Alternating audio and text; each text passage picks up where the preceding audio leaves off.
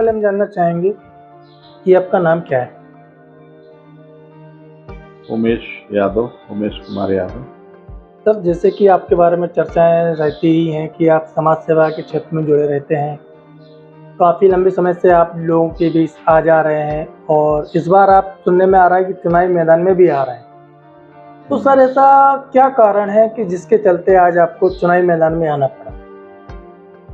चुनाव में आने का कारण कुछ नहीं होता है। चुनाव तो जब होते हैं, लोग समाज की सेवाओं में रहते हैं, तो एक दायित्व होता है, एक लोकतांत्रिक व्यवस्था होती है कि व्यक्ति अगर चुनाव लड़ेगा और समाज उसको अपना प्रतिनिधि बना के भेजेगी, तो वो और ज़्यादा समाज के शासन के साथ लग के और ज़्यादा समाज की सेवा कर सकते हैं। ये उसका मूल भाव रहता है।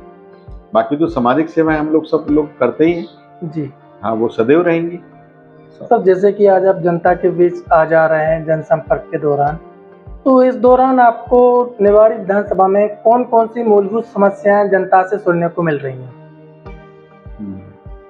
जनता के सामने देखिए, हमारे क्षेत्र के अलावा जो हमारा जिला है, काफ़ी पिछड़ा जिला रहा है और काफ़ी हद तक अभी समस्याएं अभी समाज के बीच में हैं। फिर भी जो वर्तमान सरकार है, जो हमारे यहाँ जिला नहीं हुआ करता था, सरकार ने यहाँ जिला दिया और अभी भी हमारे यहाँ ओरछा में महाविद्यालय नहीं था, उसकी भी शासन ने घोषणा की है। तो धीरे धीरे ये सब चीज़ें हो रहा है, क्योंकि पिछड़े क्षेत्र है, जल्दी से तो विकास होता नहीं है। सरकार की नीयत तो काम करने की है और हम लोग भी उस ओर मेहनत करते हैं कि जनता को शासन का लाभ मिले, जनता तक शासन की योजना का लाभ मिले। जी। उस ओर हम लोग पूरे प्रयासरत रहते हैं और बुंदेलखंड हमेशा सूखा और पलायन से प्रभावित रहता है। तो आने वाले समय में अब जैसे निवाड़ी में इंडस्ट्रियल एरिया हुआ है, प्रतापपुरा इंडस्ट्रियल एरिया हुआ है, तो आने वाले समय में हम लोग मांग कर देंगे कि जो मूल समस्या दिखाई देती है कि हम लोग पलायन को यहाँ कैसे रोक पाएँ।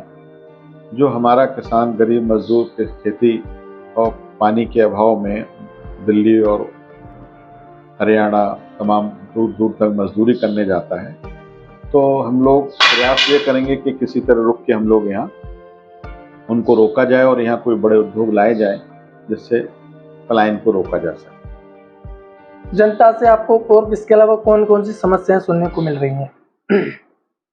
जनता के देखिए, जनता तो इतना बड़ा सब्जेक्ट है, जनता के पास जाते हैं। अब जनता तो ये चाहता है कि हमें जनप्रतिनिधि, हमारा जनसेवक ऐसा हो कि जो हम आधी रात में जाएं, हमेशा उससे मिलें, अपने दुख सुख की, अपनी समस्याओं की बात कर सकें। जनप्रतिनिधि का कर्तव्य यही होता है कि जनता से उसका सीधा संवाद बना रहना चाहिए। जी। तो मूल लोगों के बीच में यही रहता है। जैसे अब तमाम लोग चुनाव में मैदान में आते हैं तो पता लगता है 5-5 साल लोगों के संपर्क में ही रहते हैं, जनता ही से दूर रहते हैं, फिर कहते हैं चुनाव दो। तो जनता इन चीज़ों से ऊब गई है। समाज चाहता है कि हमारे बीच का ही व्यक्ति हो जो जिसके पास हम जल्दी पहुंच जाएं, हम अपने दुख सुख की बात कर सकें।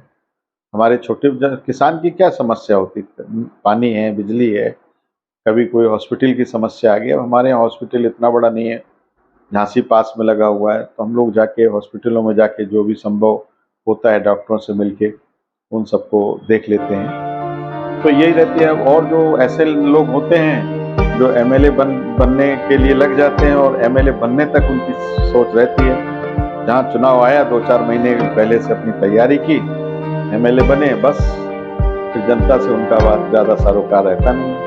यानी कि आपका कहना इनसे नाराज है। ऐसे लोगों को जनता नहीं चुनना चाहिए। यानी कि चुनाव के टाइम पे आकर समाज सेवा दिखावा है करते हैं, उसके बाद फिर लुप्त हो जाते हैं चुनाव के बाद। इन चीज़ों से जनता दुखी है। जी जी। हाँ, जनता सीधा संपर्क चाहती है। जैसे कि जब देखा जाए कि अभी निवाड़ी विधानसभा में स्वास्थ्य सेवाएं किस प्रकार से संचालित हो रही हैं? देखिए, अभी स्वास्थ्य सेवा के नाम पे तो हमारा निवाड़ी नहीं, हमारे पूरे टीकमगढ़ जिला हो, निवाड़ी हो, आपने देखा है कि जहाँ झांसी है तो वहाँ पे पूरा छतरपुर से आप देखेंगे, नौगांव, हरपालपुर, छतरपुर, हरपालपुर, टीकमगढ़, खरगापुर, आपको ज़्यादा से ज़्यादा 80% लोग झांसी इलाज कराने आते हैं। छोटी मोटी तो फिर ठीक है, हॉस्पिटल है, वहाँ इलाज होते रहते हैं, मगर आना तो लोगों को झांसी में पड़ता है। आने वाले समय में सरकार से ये उम्मीद रहेगी कि इस तरीके के हॉस्पिटल, क्योंकि अब जिला बना है ये पहला, तो यहाँ जिला लेवल पे हॉस्पिटल भी आएंगे। अभी हैं अस्पताल वगैरह, मगर अभी वो सब उतनी सुविधाएं नहीं है जो जनता को मिलना चाहिए। शिक्षा का स्तर कैसा क्या है? शिक्षा के स्तर में हमारे कॉन्स्टिट्यूंसी नहीं, पूरा बुंदेलखंड पिछड़ा रहा ये, और अब इसमें भी सुधार आ रहे हैं। धीरे धीरे सरकार इस तरफ सब लगी हुई है। अब जैसे ओरछा ही था, ओरछा में इंटर तक स्कूल हुआ करता था, अब यहाँ भी अभी माननीय शिवराज जी ने कहा है कि यहाँ ला रहे हैं, डिग्री कॉलेज दे रहे हैं। ITI यहाँ पे बनाई हुई है, ITI चल ही रहा है ओरछा। तो अभी शिक्षा की भी कमी है, और जिले बनने के बाद अब ये सारी प्रोग्रेसें होंगी। जैसे कि सर सबसे बड़ा मुद्दा बना हुआ है बेरोजगारी, इसको लेकर क्या कहना है आपका? बेरोजगारी थोड़ी नहीं, बेरोजगारी बहुत ज्यादा है, और वो मूल कारण क्या होता है, जहाँ का किसानी क्षेत्र, किसानी इलाका संपन्न होता है, वो शहर संपन्न होता है। अगर हमारे, आप सिर्फ निवाड़ी की बात करें, हमारे बगल में झांसी लगा हुआ जिला है, जबकि वहाँ मेडिकल कॉलेज है और रेलवे का बड़ा जनसंघ है। DRM ऑफिस, सूती मिल बंद हो गया, पास में BHEL है, ठीक है ना जी। तो उसके बाद आप देखिए, और आप मोट चले जाइए, जालौन चले जाइए, वहाँ एक छोटी सी दुकान भी कपड़े की, किराने की बहुत जोरों से चलती है, क्योंकि किसानी इलाका संपन्न है। ये पहाड़ी इलाका होने की वजह से किसानों को उतना फसल, उतनी उपज नहीं होती है, इसलिए यहाँ सबसे बड़ी चीज होती है। तो इशोर, अब जैसे जो नदियों को जोड़ने वाला पहले सरकारों ने योजना बनाई, नल जल योजना बनाई है, खेत को, किसान को उसके खेत तक नहर ले जाने की योजना बनाई गई है, कुछ बांधों को जोड़ने की चल रही, तो ये सब काम चल भी रहा है प्रैक्टिकली, ऐसा नहीं। मगर अब ये कोई बड़ी योजना होती, कोई एकदम तो हो नहीं जाती है, तो सरकार ने इन चीज़ों पे पहल की है, और हम लोग भी उस काम को लगे रहते हैं, समय समय पे सरकार से मांग करते रहते हैं, क्योंकि अगर हमें इसको बेरोजगारी के लिए, तो हमें किसान को संपन्न करना पड़ेगा। किसान, अब आज तो वर्तमान स्थिति है, किसान को अपनी उपज का मूल्य नहीं मिल पाता है। किसान कहाँ, जब किसान संपन्न होगा तो नगर संपन्न होगा। बिल्कुल। जब किसानी के पास कुछ नहीं है तो कहाँ से व्यवसाय चलेगा, व्यापारियों की दुकानें चलेंगी। अगर सर आपकी विधानसभा की जनता ने आपको आशीर्वाद दिया और आप विधायक पद पर आते हैं, तो सबसे पहला कदम क्या होगा आपका विकास की ओर?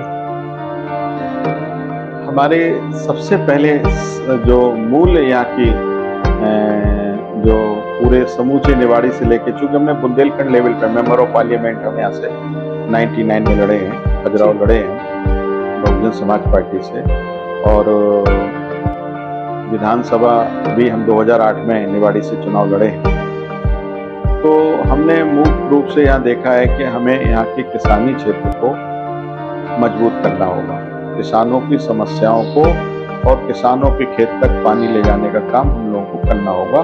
जब किसान, हमारा गरीब मजदूर संपन्न होगा, तो हमारा पलायन रुकेगा, हमारे शहर, हमारे नगर, हमारे जिले डेवलप होंगे, तब हमारे यहाँ विकास होगा। चैनल के माध्यम से आप अपनी विधानसभा की जनता को क्या संदेश देना चाहते हैं? बस सभी बुंदेलखंड की समस्त जनता को, और खासकर हमारे जो JM के चैनल वालों ने जो मुझे सौभाग्य दिया कि आपने मुझे इस लायक समझा कि मेरी भावनाओं को जनता तक पहुँचे, तो राम राजा से प्रार्थना करते हैं आपका चैनल रात दिन चौगुना बढ़े और लोगों तक सच्ची बात भेजे, और अपने बुंदेलखंड और अपनी निवाड़ी के सम्मानित लोगों से